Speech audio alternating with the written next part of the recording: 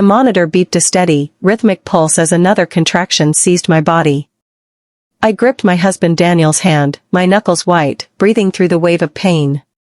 We'd been in the delivery room for 6 grueling hours, and our daughter was finally ready to make her entrance. Everything should have been perfect, the dim, warm lighting we'd requested, the soft instrumental playlist, Daniel whispering steady encouragement in my ear. Then the door burst open. "We're here." My mother-in-law, Victoria, swept in like a Category 5 hurricane. Her husband, Robert, trailed behind her, wearing the perpetual scowl he'd adopted the day Daniel introduced me as his girlfriend 3 years ago. "We couldn't let our first grandchild arrive without proper supervision," Victoria announced, dropping her designer bag on a chair. The labor nurse stepped forward immediately, her expression firm. "I'm sorry, but hospital policy allows only one support person. You need to leave." "Nonsense." Victoria's voice could have cut diamonds. "This is a family moment. We have every right to be here." She turned those cold, gray eyes on me, the same eyes that had scrutinized every inch of my life since I dared to marry her precious son. "After all," she added, smoothing her silk blouse, "we need to make sure everything is legitimate." "Mom, please," Daniel said, his voice thick with exhaustion. "Not now. Maya is in labor." "Oh, I'm perfectly aware of what Maya is doing," Victoria said, pulling out her phone to check her reflection in the camera. "Though the timing is rather suspicious, don't you think? Barely 9 months after the wedding. Some might say it's convenient." Another contraction hit, stronger this time, tearing a cry from my throat. The doctor looked up from between my legs. "We're getting close. I need everyone except the father to leave. Now." "We're staying," Robert announced. It was the first time he'd spoken. His voice was flat and emotionless, the voice of a man who had perfected corporate intimidation over 30 years of running a cutthroat investment firm. "This child will carry the Montgomery name. We need to verify." "Verify what?" Daniel snapped, his patience finally snapping. For the first time in his life, my gentle husband looked ready to physically throw his parents out. Victoria's manicured nails tapped a staccato rhythm against her purse. "Well, darling, you know how these things can be. Especially with Maya's background." "My background?" "The fact that I'd grown up in foster care. The fact that I'd worked my way through college waiting tables. The fact that I didn't have a trust fund or a historic last name. In Victoria's world, that made me a gold digger at best. A fraud at worst." "One more push," the doctor called out. Suddenly, nothing else mattered. I bore down with everything I had, Daniel's hand crushing mine. And then, a cry. Loud, strong, and absolutely beautiful. "Congratulations," the doctor said, placing a squirming, warm bundle on my chest. "You have a healthy baby girl." I looked down at her through a blur of tears. Tiny fingers. A shock of dark hair like Daniel's. My nose. She was perfect. Daniel was crying too, touching her cheek with one finger as if she were made of glass. "She doesn't look like a Montgomery," Victoria said loudly. The room went silent, save for our daughter's soft whimpers. "What did you just say?" I asked. My voice was deadly quiet, despite the exhaustion dragging at my bones. Victoria stepped closer, peering at my baby with theatrical skepticism. "I'm simply observing. The Montgomery genes are very strong. Daniel, his sister, his cousins, they all looked identical as babies. This child looks nothing like our family." "Mom, stop," Daniel warned, his voice low. "I'm only saying what everyone is thinking," Robert added, moving to stand beside his wife like a wall of gray wool. "The girl appears out of nowhere, claims to have no family, gets pregnant suspiciously quickly. Any reasonable person would have questions." The nurse holding my daughter looked uncomfortable. The doctor had quietly excused himself. Daniel's face was turning a mottled red with rage, but I put a hand on his arm. I was done. 3 years of subtle insults. 3 years of being treated like an interloper. 3 years of having my character questioned at every family dinner. You want proof? I said. My voice was steady, despite the fury building in my chest like a physical weight. You want to verify that this baby is really your grandchild? Well, if you're offering, Victoria said with a saccharine smile.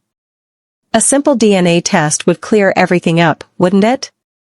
Unless you have something to hide. Order the tests, I said. Right now. Today. Daniel looked at me in shock. Maya, you don't have to do this. No. They want proof. Let's give them proof. I looked Victoria straight in the eye. But here's my condition. We test everyone. Victoria blinked. Everyone?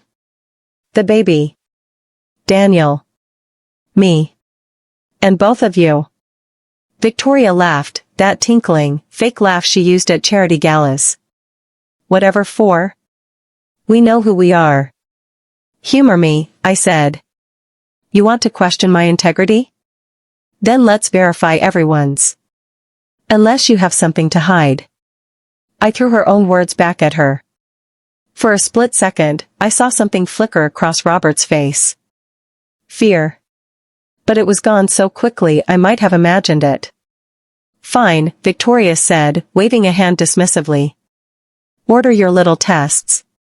When they prove what we already know, that you've been lying to our son, you'll sign the divorce papers without contest and disappear. And when they prove this is Daniel's child? I countered. Then we'll acknowledge her as our granddaughter, Robert said stiffly. And apologize for our concerns. The nurse returned with the hospital's legal representative, who had been summoned to handle what was becoming an increasingly volatile situation. Within an hour, the tests were ordered. Rush processing. Results in 48 hours. Samples were taken from everyone. Victoria and Robert protested the indignity of the cheek swabs, but they submitted. 2 days later, we were gathered in a sterilized conference room at the hospital. I had insisted on a formal reading of the results with the hospital administrator present as a witness. Victoria sat ramrod straight, her confidence radiating off her like expensive perfume. Robert checked his phone obsessively. Daniel held our daughter, who was sleeping peacefully, blissfully unaware that her existence was on trial. Dr. Patricia Henley, the hospital's chief administrator, entered with a manila envelope. The air in the room seemed to drop 10 degrees. I have the results of the DNA testing as requested, Dr. Henley said, taking a seat at the head of the table. I should note that these tests were conducted by 3 independent laboratories to ensure absolute accuracy. Get on with it, Victoria said, checking her watch. Dr. Henley opened the envelope. First, regarding the paternity of baby girl Montgomery.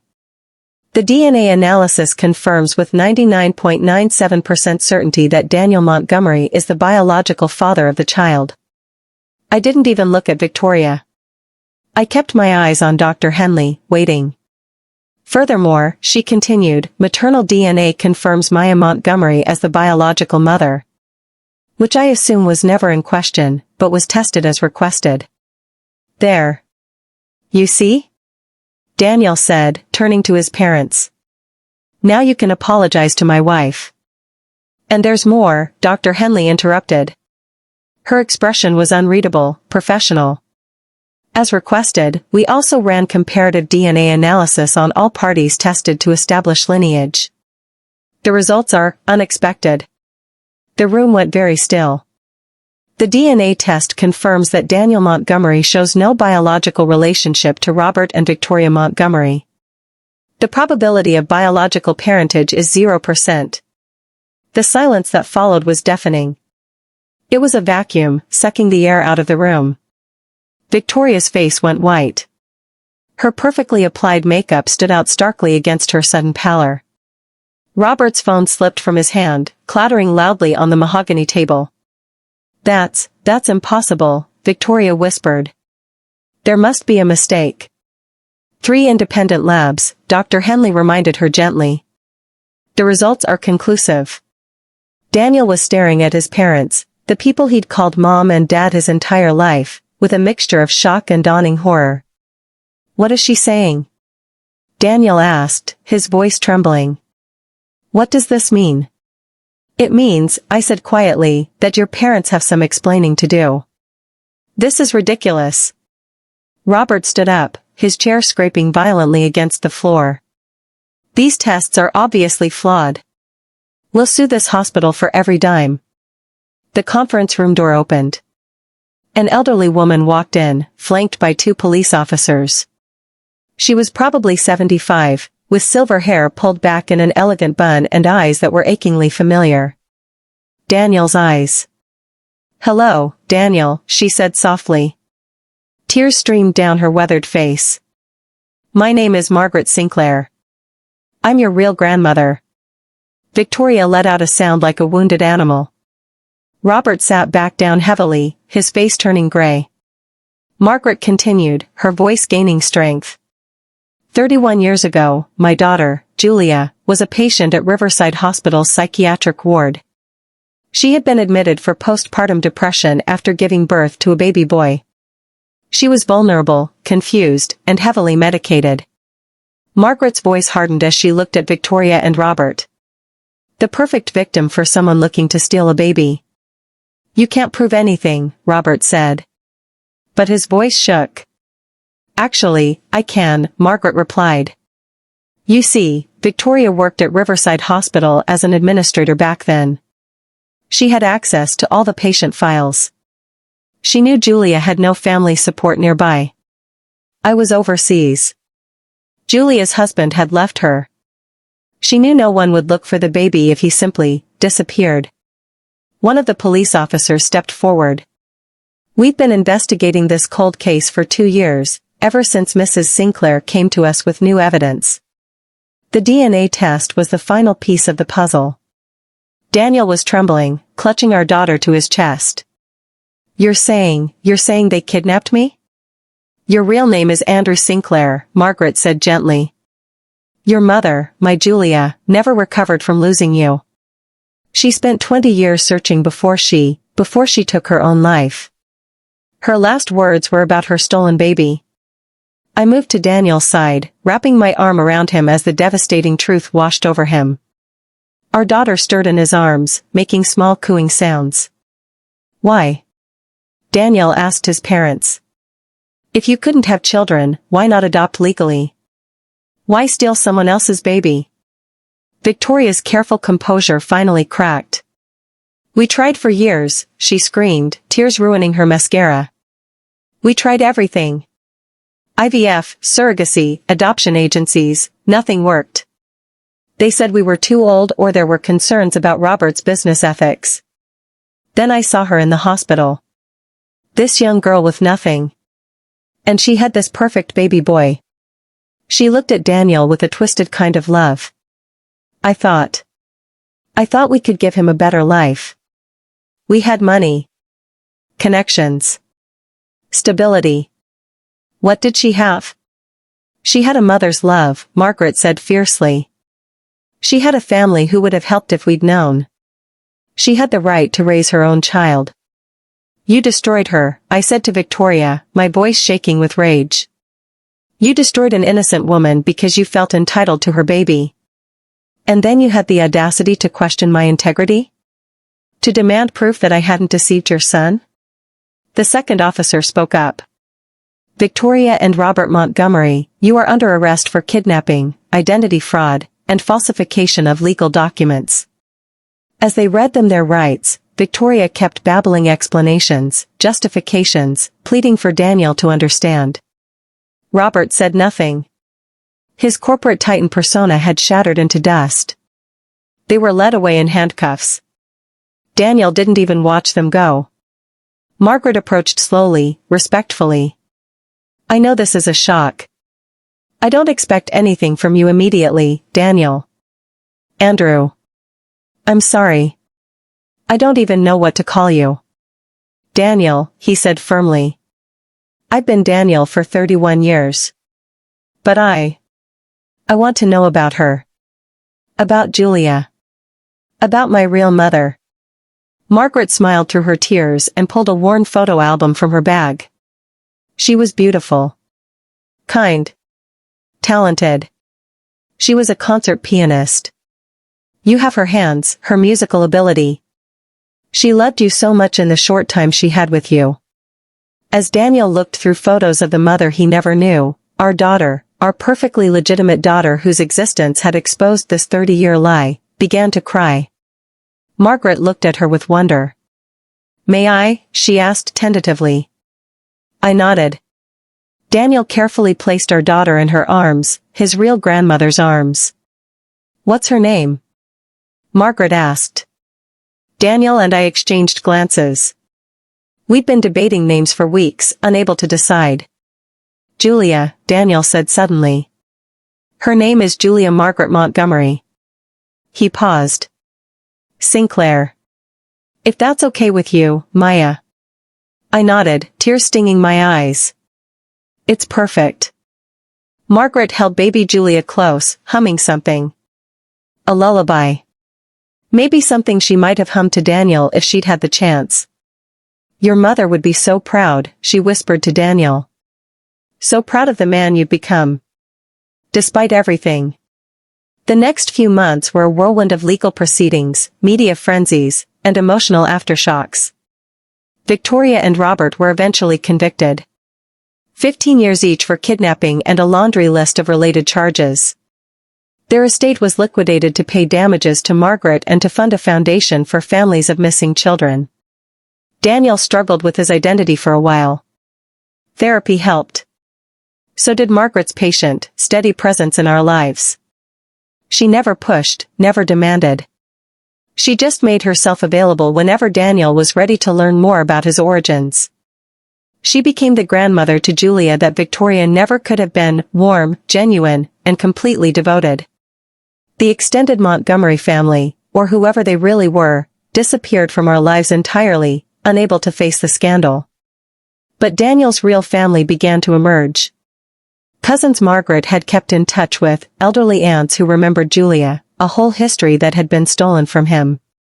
On Julia's first birthday, we held a party in the backyard of our new home, one bought with Daniel's inheritance from his real mother's estate. Money that had been waiting for him all these years. Margaret played the piano while Julia smashed cake in her high chair. Daniel laughed. Really laughed. It was the first time I'd seen him truly light since learning the truth. "You know what the ironic part is?" Daniel said that night as we put Julia to bed. "What?" Victoria was so obsessed with bloodlines. With family legacy. With genetic legitimacy. And in the end, she had none of it. No real claim to me. No biological grandchild until you gave her one. No authentic family at all. Just a 30-year lie. "And now?" I asked, watching our daughter sleep. "Now I have everything real," he said, pulling me close. "A wife who fought for the truth. A daughter who will always know exactly who she is. And a grandmother who never gave up hope of finding me. That's more than Victoria and Robert ever had, for all their money and status." Looking back, I'm almost grateful for Victoria's cruel demand in that delivery room. Her insistence on DNA testing didn't just prove my innocence. It exposed her guilt and gave Daniel back his true identity. Sometimes the greatest gifts come from the most unexpected places, even from the accusations of those who wish us harm. Baby Julia stirred in her sleep, and I touched her tiny hand. She would grow up knowing exactly who she was. Surrounded by truth instead of lies. Love instead of manipulation.